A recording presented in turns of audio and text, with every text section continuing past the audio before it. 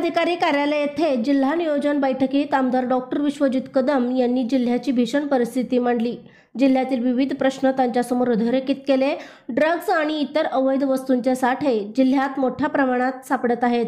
त्यामुळे आजची तरुणाई ड्रग्जच्या विळख्यात अडकली आहे। नशेखोरींचे वाढते प्रमाण अतिशय चिंताजनक असून कायदा व सुव्यवस्था जिल्ह्यात आहे की नाही हा प्रश्न सर्वसामान्य नागरिकांस पडला आहे, असे ते म्हणाले। याचा परिणाम माता भगिनींना देखील रस्त्यावर फिरणे अवघड होऊन बसले आहे। पोलीस प्रशासनाने कारवाया केल्या असल्या तरी यातील बडा मासा कधी हाताला लागणार हा प्रश्न अनुत्तरीच आहे। त्यासाठीच कडक पावले उचलणे गरजेचे असल्याचे यावेळी नमूद केले। त्याचबरोबर बसेसची दुरावस्था, जंगली प्राण्यांचा शहरी वस्तीत वाढलेला वावर, रस्त्यांची बिकट स्थिती अशा जिल्ह्यातील विविध बाबी आमदार डॉक्टर विश्वजित कदम यांनी मांडल्या।